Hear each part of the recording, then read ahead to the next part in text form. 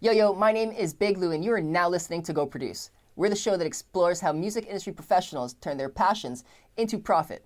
In this episode, we've got Brad Jones, a diligent and passionate person who is very familiar with hosting successful music festivals while keeping local charities in mind. The Go Produce focus of this episode is how do you go about finding the right talent for your festivals, and what challenges have you encountered with this? If you are curious to hear how a 90-year-old entertainment group keeps the party going, then this episode is for you.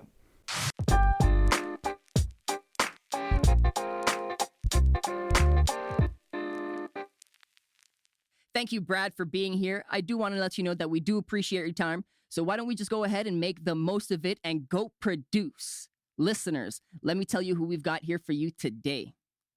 We got president of Jones Entertainment Group, Brad Jones, find himself under the management and consulting division of the company, offering a one-stop service to festival entertainment buyers.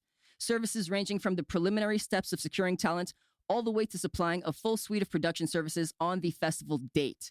Using his skill set, Brad had the opportunity to assist in the management of Jeff Dunham in multiple Canadian locations and was also able to gain the rights to all touring for the Thunder from Down Under in Canada.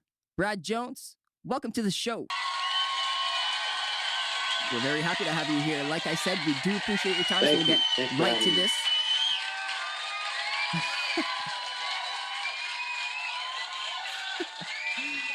And on that note, we'll get right into our first segment, which is called The Basics.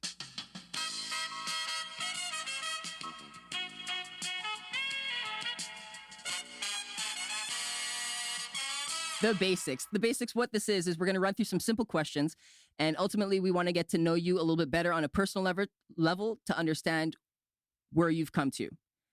Okay. My first favorite question to start off with is, what is your first musical memory?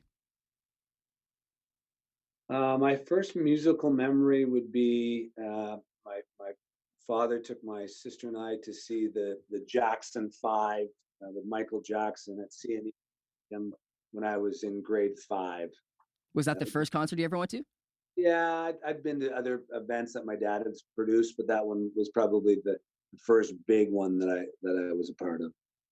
That's one way to start your whole experience. Yeah. And do you think it was like family ties that got you further into this career, or did it stem from that experience? For sure. When I would travel with my dad on the road when he would produce different events, and yeah, absolutely, it was in my DNA from an early age that I knew that there's nothing better than looking out at a crowd of whether it's 500 people or 14,000 people, and knowing that you had a hand in producing the event. It's a pretty special thing, and I think I was hooked at an early age. I don't blame you, especially with your history. I want to know a little bit more about that, though. Jones Entertainment Group, how has that come to be? How has this family business conquered the tests of time since 1930s, is it? Yeah, so my grandfather started in the early 1930s, so technically this is our 90th year in business. Third generation. My brother works alongside me. In the first generation was my grandfather and his brother. The second generation was my father and his brother. And now it's fun to say that, 3 sets of brothers have run this business for 90 years. Our key to success, to be honest, is that we're small but mighty. We can adjust, we can move quickly, we can create new events, or whether it's a new festival or a new idea, a lot quicker than our bigger competitors can. So we've been able to sort of change with the times, maybe even quicker than some of our competitors. The world's changing, but the one thing, when the big screen televisions came out, or DVDs, or back in the day, VHSs, everybody thought that was going to be the death of, live entertainment. But the reality is, you can have the greatest TV in the world. There's nothing better than being in a theater or in an arena or in a stadium when there's live entertainment, or music. You actually feel the energy there. You got it. You can't get energy from a 50-inch plasma TV. No, it's true. Being in a intimate relationship with your family in terms of business seems to have played as a strength for you, but a lot of the times people will struggle to maintain a business with their family, let alone just a business in general. Do you think it was more positive than negative for I what you guys certainly did? we certainly have had lots of negatives, over the years, but yeah, the positives have certainly outweighed them. One of the casualties as a family business, our Sunday nights weren't Sunday night dinners; they were Sunday night board meetings. Really, so we managed to get away from that as I got older, and then my dad transitioned out of the business. We were able to do that, but yeah, one of the casualties was our younger sister worked with us for a couple of years, and it was just too demanding. Like we're 24/7. The grind was too much for her. But you know what? Everything's worked out for the better for everybody. But yeah, I mean, it's not for the faint of heart to be in a family business. There are ups as well as downs. Any tips you would apply to working with family? I think you have to really work hard and separate them. And for example, my brother and I could have a major argument in a direction of part of the business or something during the day, but then we're quick to go and play a round of golf together, that evening, or quick to go over to each other's homes and spend time with you know each other's kids or family, that type of thing. So I would say you got to really focus on, work is work and then family is family. Know the difference. You got it. Fair, fair, cool. I like that. How about Centennial Hall? What's the involvement there? And well, with Jones Entertainment Group as well. Are they affiliated? So Centennial Hall is owned by the city. We have a long-term management deal to run it for them. My father had the contract long before I even came around. Jones Entertainment Group is the main company. Underneath that falls, three different main parts, four different main parts really. One, management of Centennial Hall that my brother Greg runs day-to-day operations on. The second part is we own and produce Rock the Park each summer in London. 40,000 people plus down in London, raising $3.5 million for local charities over the last 16 years. So we're very proud of that. So Rock the Park is part two of that. Part three of our business is we produce over 100 events a year, North American wide. We manage the business of David Faherty from NBC Sports, Golf Channel. We look after all his live music and corporate events. Jeff Dunham, when he comes to Canada, we produce all their events. As you mentioned earlier, the Thunder from Down Under, the Australian Mail Review, if you will. They have a property in Las Vegas, but when they come to Canada, we produce all their events. And we do, events. We produce corporate events for the hospitals all over Canada. Alice Cooper is a client when they come to Canada. So we do about 100 to 120 events. That's part three. And then we have a new business that we developed over the last 2 years called Hockey Fest, which is the largest street hockey festival. And we tie in NHL teams like the Chicago Blackhawks are clients, Minnesota Wild, Ottawa Senators. So there's sort of four parts to it, Jones Management. That's very encompassing. I really like that. We're gonna get into more of some of the other aspects that you mentioned, but for here, I'm curious to know a little bit more about the Rock the Park because we're in London and it's London's largest annual music festival, and well, like you mentioned, local charity fundraiser. Can you Yes. give us some more history on that? Yeah, so 18 years ago, this would have been our 17th year. Obviously, with the pandemic, we've moved everything to 2021, but this would have been our 17th year. So a year before that is when I got the idea. So 18 years ago, I was in Colorado, Denver, Colorado, with our accountant had taken my wife and I down for a weekend to see a jazz player, Nora Jones, which was a really musical talent in sort of the you know 15, 20 years ago. And we were in Denver and I saw a poster on the wall that said Bat Blue rocks the mountain, and it was sort of talking about the Red Rocks amphitheater, which is a special place. And I remember thinking, geez, London, we don't have a mountain, but we have parks. And I thought, you know what, and Coors Light, was our friends of ours, like through the Molson, and so I came up with the idea that the original one would be Coors Light rocks the park because we have parks. And I met with the city parks department. I said, can I rent Victoria or Harris Park? And they said, yeah, we have got a charity involvement. I said, that's perfect. I was sitting on the board of Bethany's Hope at the time. We were struggling to raise funds, and I came up with this idea to have a big classic rock festival, is what it started to be. For the first 10 years, it was 3 nights of classic rock. Uh, that's sort of where it got started 18 years ago. And then just, as I said, the first 10 years were classic rock. And then the reality is that the economy changed with the Ford plant closing and Kellogg's closing. I mean, those were our boys, those were our hard rockers that would buy that $99 3-day pass and come out and drink $40. Yeah. But those good jobs were lost, and over 10 years, those guys that were 40 were now 50 years old, and they wanted to be with their families, or they wanted to be. They didn't want to come for 3 nights. They wanted to come for 1 night or 2 nights. So we just adjusted and changed with the times, and we created a country night, and we created a sort of a '90s retro night that sells out, 12,000 people every year, and so yeah, it's just sort of morphed into what you see it today as a music. It's there's a night for everybody. If you're a pop act or love pop music, there's gonna be a night. If you're a hard rock night, you're gonna come that night. If you're a country fan, you're gonna come that night. That type of things.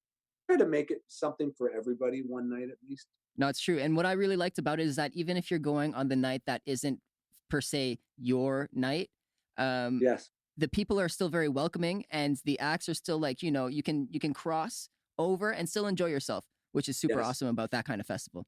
Yeah. Yeah. Yeah. I And really like that. I think what makes us different is that charitable element. So, there's 100 to 150 volunteers pouring beer, and the Western Mustangs, we give them a large donation. They help us set up the park. And, you got Coach Marshall, ripping tickets at the front gate. You're not going to get that at any other festival, and that's what sort of sets us apart. And then what you see out front is what basically is behind the stage too. I mean, we've got, you know, 25, 30 people that come together for 1 week every year, friends of ours that have full-time jobs other places, but they give up a week of their life to come and make Rock the Park the experience for not only the 12,000 people out in front, but for the 50 artists and their crew backstage, and that's what I'm probably most proud of, is that it's a real family community festival. It's not just about, one company, doing this and it's their business. When you can donate, $200,000-300,000 at the end of a weekend for charities, it makes it a win-win-win for everybody. That's the truth. Yeah. Win, win, win. And who doesn't want to be part of that? I mean, for real. Yeah, yeah, yeah. Very nice. I like that a lot. I like that a lot. But that brings us to the very end of this segment. Those are our not so basic questions. So moving on is our speed round. Bow.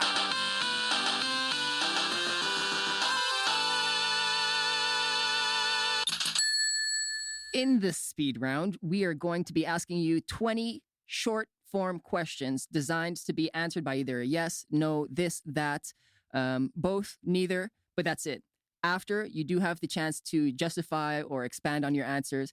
If there isn't anything that you'd like to expand, we'll be listening and we may do so for you. Any questions? Let's go. Simple enough. All right, all right. New school or old school? Old school. Pick just one. Sight, hearing, smell, taste, or touch. Touch. Big parties or small gatherings? Small gatherings. Canadian tours or American tours? Canadian tours. Do you want a coffee or do you want a tea? Tea. Ice hockey or ball hockey? I'll go ball hockey. Do you play any instruments? I do not. Nah. Thunder from Down Under is Australia's hottest export. Yes. A little bit of hesitation there, but work hard or play hard? Both. Would you rather hear the good news or the bad news first? Doesn't matter. You and your brother Greg are the third generation of brothers to operate JEG. Yes. Do you prefer rich or do you prefer successful? Successful. Would you rather have a live-in massage therapist or a live-in chef? Live and chef. Curious. Does your birthday happen?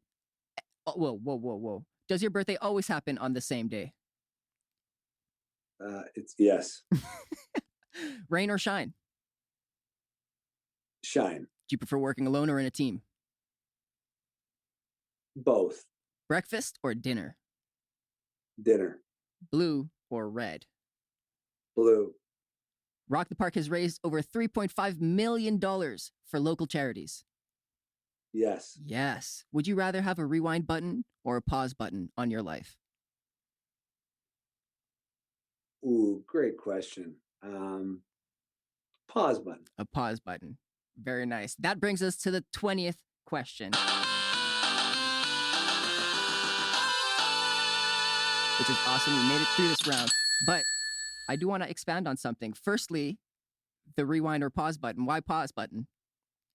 I don't think I want to look in the past. I mean, I love my past, but it'd be nice to have a pause button once in a while when you're in a moment to be able to literally pause that moment. I think I think that would be a cool thing to have. Yeah, to actually like take a breath, reflect, not You have to got worry about the next second. Yeah. I'm pretty good at doing that. But yeah, I think if I was given a sixth sense, or that, I think that's what I would love to have as a pause button for sure. Interesting. What about the good news or bad news? You said either or, just give it to me. I'm straight. Hit me right in the face with it, and we'll deal with the good and the bad. Yeah, stop beating around the bush. Inform me. And obviously, you are part of the ball hockey world, but ice hockey, do you play? I played. I played junior hockey until I was 21, and then But yeah, I said ball hockey because that's the business I'm in right now. Yeah, yeah, yeah. Junior hockey, that's pretty cool. Very nice. I like that. All right. Now that we've clarified a couple of those, we can move on to our third segment of the day. We're doing very well with time. Um, let's go ahead and just do that. Our Perfect. third segment for the day is What's Yo Take? Pow. If you were wondering what those sounds are, that's our angry sound guy trying to do his job, but he's not very good at it. No. Say what?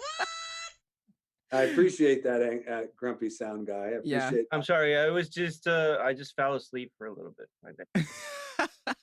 No real surprise there, but glad to have you part of the team now. It was so exciting, I'm sure. Great conversation though. Jokes. What we're going to do with What's Your Take is I'm going to provide you with a couple quotes, statements, topics, or themes, and you are just going to give us your perspective on it, your opinion, and we're going to discuss them. Cool? Okay, perfect. So the first one up. The talent you purchase for an event is the most important part of the event's success. What's your take? I would agree with that. Yes. And why? Well, because if you don't have the right talent, you're not going to sell the tickets, and then the event isn't going to work financially, and then you're not going to have another event. So that would be the reason why. So without talent, you may as well just not even try the event. Yeah, exactly right. Interesting. Okay. And what about other aspects of events? What about something that you can't necessarily always control? Weather? What about marketing or logistics, for instance? Are there other aspects that are critical? But not at the level of what the talent is for sure. And you can build up. We've built up over 17 years a trust that people know that Rock the Park's always going to have great entertainment. But you're only as good as your last year, and you're only as good as what entertainment you book. Right. Right. The fact that you said you're only as good as your last year reminds me of something, because you can flop 1 year, maybe 2 years, but then the third year you put on a great show and then you're back in the game. But is there a certain time where like you've just lost all credibility? People don't even want to hear you anymore? Oh, I would think there's been other promoters in our world that don't have they're not credible at all, and they would be lucky to run one event and then they would lose their audience or the event. I think it is all about integrity, and respecting the ticket buyer, respecting your sponsors, because that puts you in the seat that I'm in today is because of people that have purchased tickets or sponsors that want to be a part of our events. So aside from obviously securing at least decent talent, there are other ways to throw your festival away. Most definitely. Throw it away. Yeah, I mean, listen, if you've got bad talent, you don't get the crowd. If you have good talent and you get the crowd, sure. When the gates open, if you don't have enough toilets or hand wash stations, or your food vendors are not producing quick enough, or your bar lines are too long, you can absolutely kill yourself even with great talent, and that happens just as much as you know as not having or having great talent. If you don't look after the again back to the point of, if you don't look after those patrons, they're not going to come back and buy those tickets for next year. Yeah. Yeah. Very true. Very true. Making sure that lines aren't long and the flow of the festival is right depends a lot on the vendors that you work with. Yes. Absolutely. Yeah. And our staff and our security, and we are very demanding when it comes to that. We just because personally, I don't want to stand in the line. So if we can crank through 12,000 people, and you don't have to wait more than 5 6 minutes to get another beer, then that's sort of, we set benchmarks, and we better hit them or else. Or else, yeah. So I wonder, this leads very nicely into our next what's your take. The vendor is always right. The what is always right? The vendor. I would say that the patron, the ticket holder, in our case, we try to make sure that they're always right, and we try to satisfy their needs or wants the best we can. So how do you make sure that the vendors that you hire are doing that for your patrons? Is there a process that they go through? Yeah, there's a process where we literally, I mean, you'll find any point in time during Rock the Park 4 days, you'll find myself or my brother standing in a line and just gauging how long it takes. We will often every hour, multiple times, walk the field and ask people, "How are you doing? Are you having fun? What's great? What isn't great?" We are doing that every day for 4 days. Yeah. Yeah. Yeah. You got to. I mean, you got to see performance all the way through. It's not just a half day effort. Yeah, I hear you. yeah. Cool. Okay. My third what's your take is we're doing great right now. Talent buying is solely about networking. Yeah, there's a part. It's not solely. No, not at all. You can cold call an agent or a manager with someone that you've never worked with. I mean, I guess that would eventually tie into networking, but um, yeah, there's a lot of it. Networking, friends that are agents or managers that will put you on to other managers and agents. So if you're a good guy and you're well liked, then people will take care of you. But no, you can start from zero and make a cold call and develop a relationship. So like I said, yeah, I guess it can turn into networking, but it's not solely based on networking. Okay. You said if you wanted to get started, you could make a cold call. Would you suggest that that cold call be directed to a specific person? Obviously, it's different for wherever you want to go, but say they want to pursue something similar to what you've accomplished. Who should that first phone call be directed towards? Are you talking about someone that wants to get into the entertainment business, or is it someone that's already in the entertainment business that wants to book a festival? Give me an idea. Let's say someone that wants to get into the entertainment business to start booking for festivals and buying talent buying. So yeah, I would say there's great school programs in college, that talk a little bit about. There's some programs all over. Nashville's got a great school for the music business. But yeah, if you want to get into the music business, I would say the first call would be to a venue. In London, you could call Budweiser Gardens or Centennial Hall or the London Music Hall. That type of thing. You could get involved that way. Maybe you start working as an usher or a ticket taker or a bartender, and then the next thing you know, you're a stage hand or that type of thing, and you make your way up. Right. Right. So just essentially make yourself physically present at where you want to be. You got it. I like that. I like that. That's a good takeaway. Work hard. If you just got to, if you want to be successful in anything, not just the entertainment business, you got to you have to work harder than anybody else is prepared to work Yep. Yep. I try and live by that. Be the hardest working person in the room and also the smartest working person. Not necessarily the smartest person, because then you hard. got to No, no, switch rooms too. absolutely. Yeah. I agree. Yeah. All right. All right. Next up, we've got our fourth segment of today. This segment is called Wheel Challenge.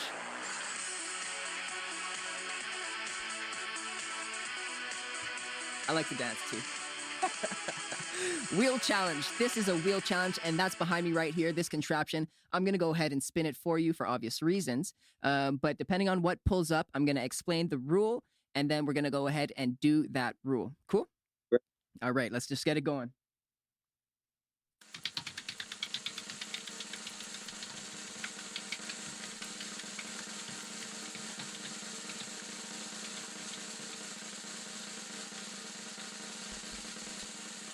Ooh, we're gonna test your knowledge out here. We're gonna Okay. test your knowledge with some trivia. You ready? Yeah. No need to explain what's going on because trivia is simple enough, so I'm just gonna get right into it. Which of the following artists has been described by the Rock and Roll Hall of Fame as arguably the greatest instrumentalist in the history of rock music? Oh my goodness. Doo-doo-doo-doo. Uh, I don't know. I would say It's a relatively Santana. brief musical career. Santana.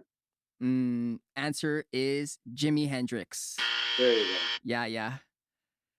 He's widely considered as one of the most, if not greatest rock guitarists the world has ever seen. You got two more though. You can still redeem yourself. It's not too All late. right. Okay. What famous US festival hosted over 350,000 fans in 1969? Woodstock. You are correct. Ding, ding, ding, ding. That was good teamwork, I must say. Okay, last question.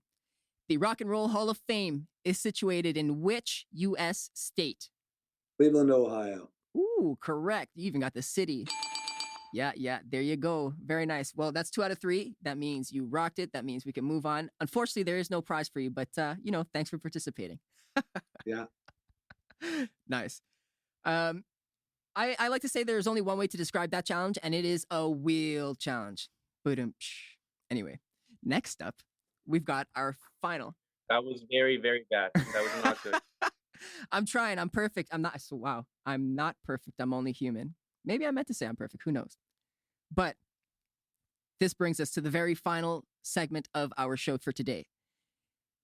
Our last segment is called BAM! Clear the Air.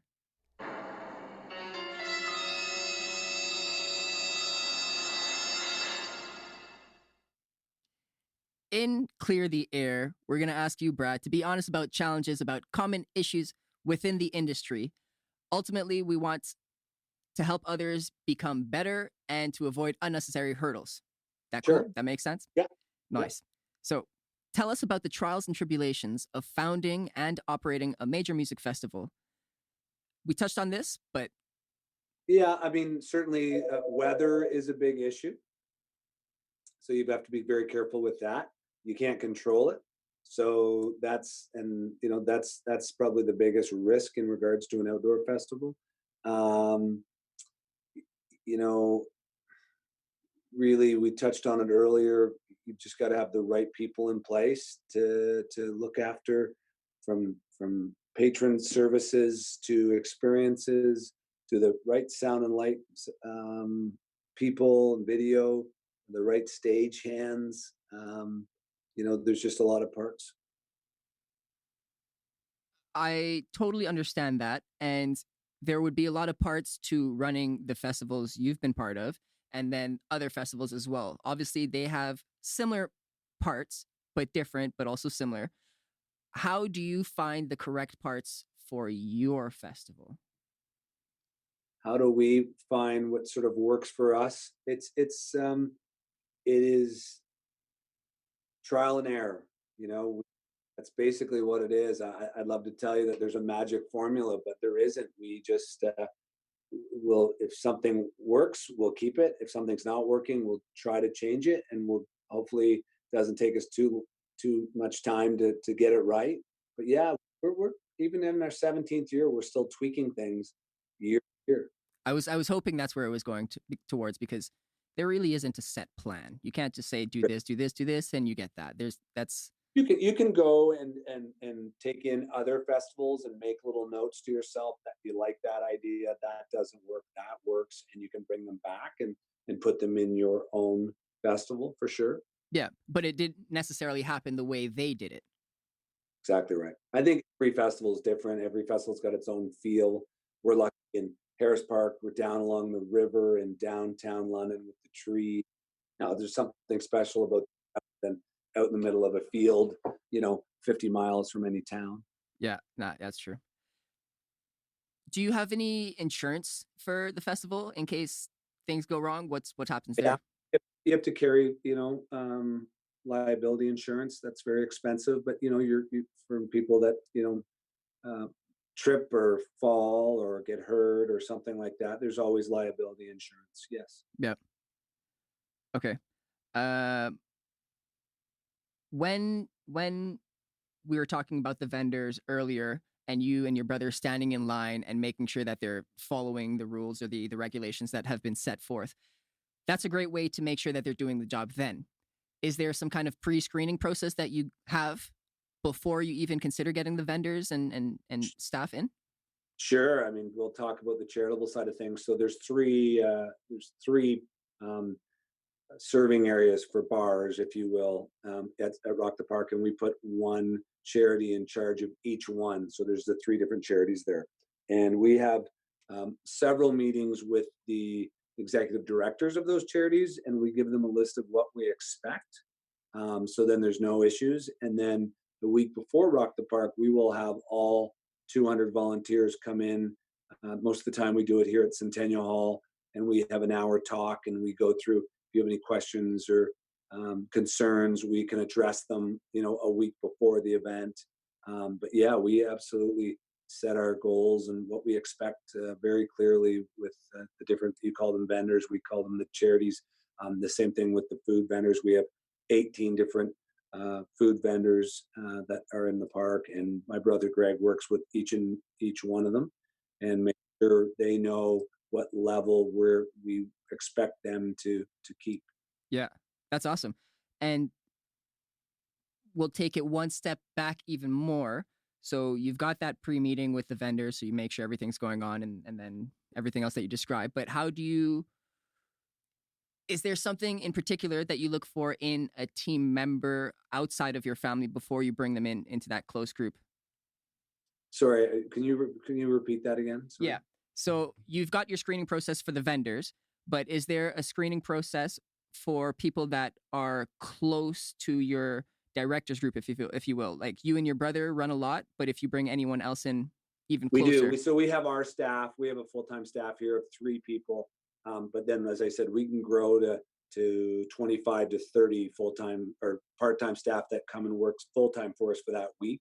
Um, they're all screened by being personal friends, uh, or personal friends, kids, that type of thing. People that we know and trust are going to have our back and protect us. That's how you get in with us. I like that. Okay, cool. Interesting. Okay.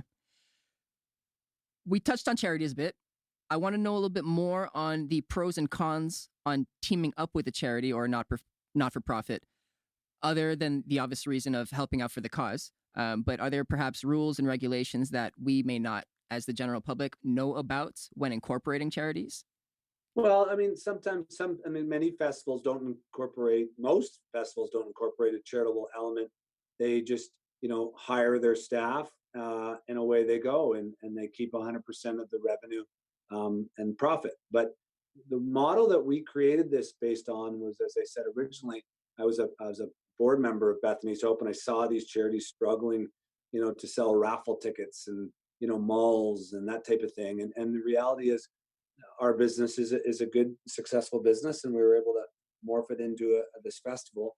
And anytime you can have a business that grows with a philanthropic side to it, I think is a wonderful thing. And probably one of my most proud things that I have ever done is with Rock the Park, to be able to say, hey, it's not only a great business financially for our business, but then to sit and be able to say to someone like you, yeah, we've raised $3.5 million um, in 16, rock the parks. That's pretty amazing. So, Very cool. um, yeah. So and pros and cons.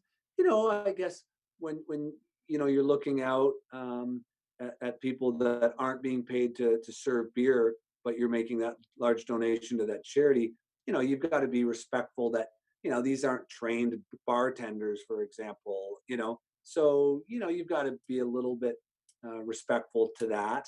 And yes, we're making a sizable donation to the charity, but each individual person, they're giving up their time, they're giving up their weekend to come and serve beer to 40,000 people. You want to be respectful of that, so you want to make sure they're fed and make sure they've got water and they've got shade, and but and if they screw up, you give them a little bit of a grace period.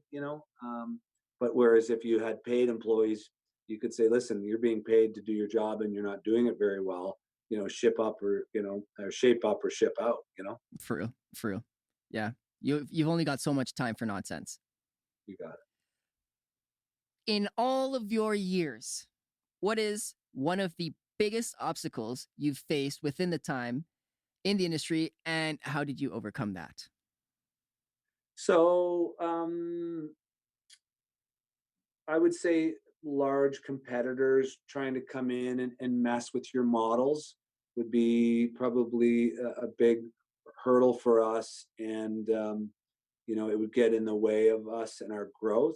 So the cool thing, but we turned it into that negative. We turned into a positive, and we just became more creative, and shifted gears quicker than big conglomerates can. So back in the days where we would get, you know, 20 dates of a musical act, and now we're lucky to get 5 because the conglomerate buys 15 of them.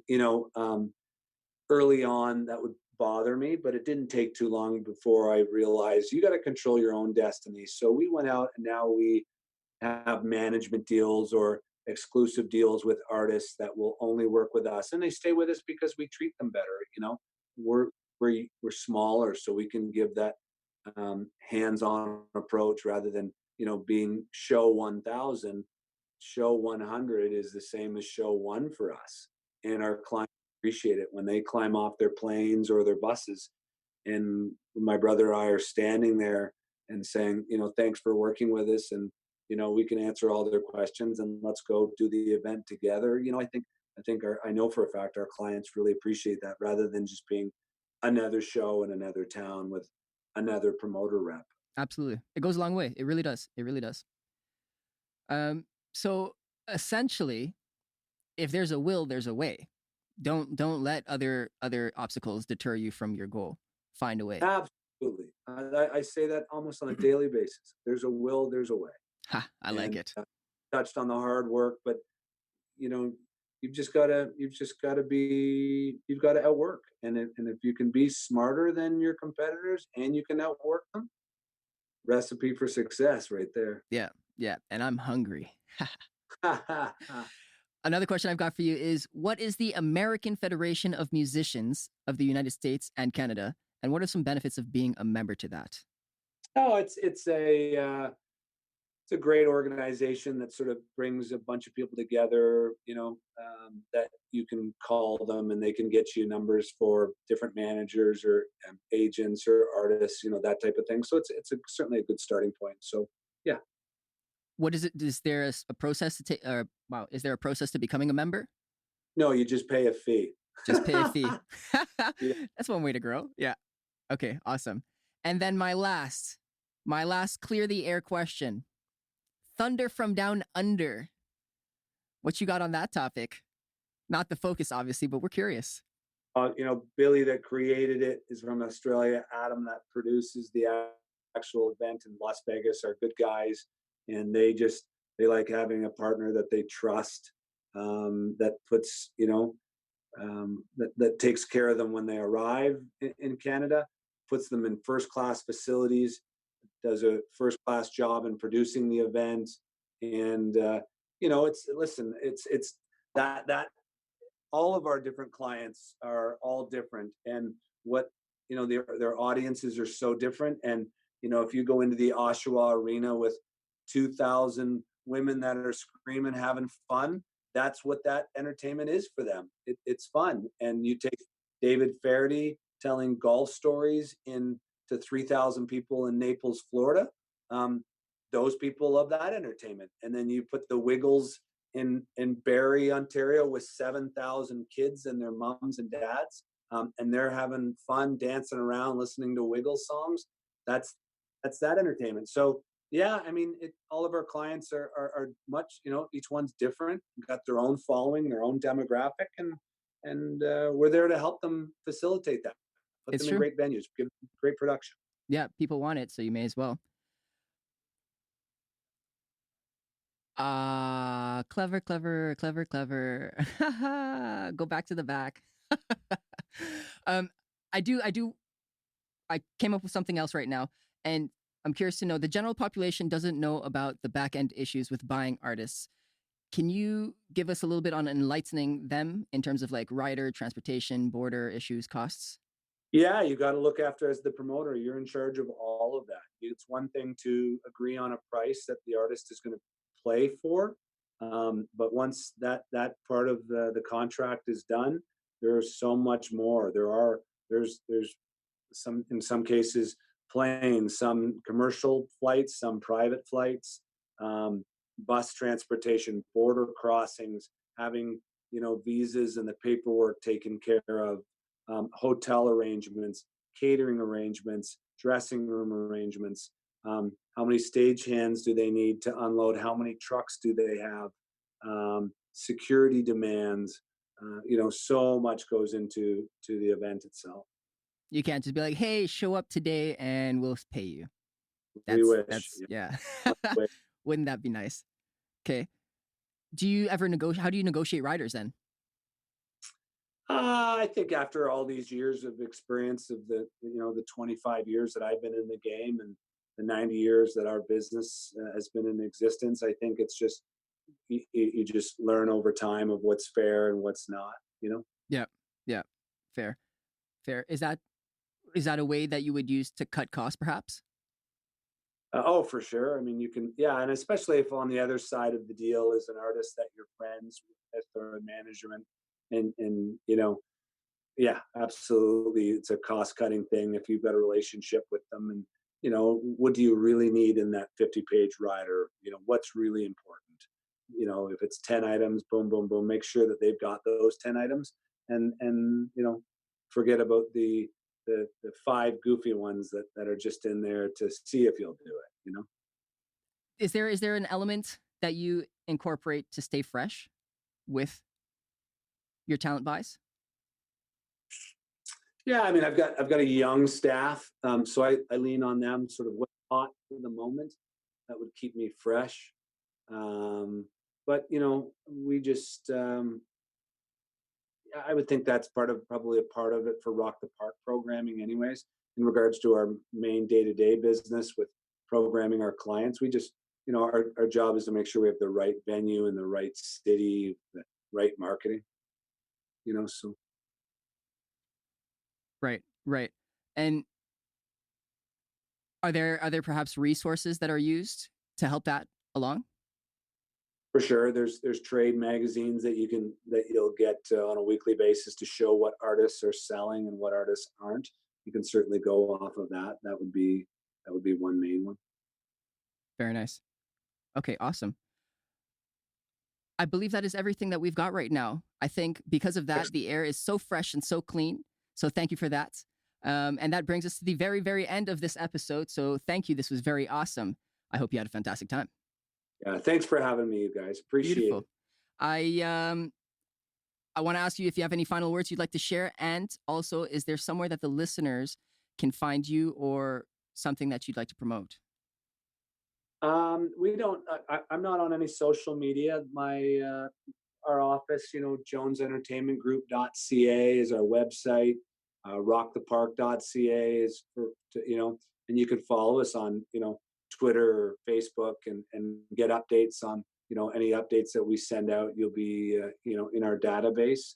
And yeah, no, I appreciate the time. It's always it's a pleasure to. I live and breathe this business, so it's an easy topic for me to talk about. I'm very Yeah, I can passionate. tell. Yeah. Yeah.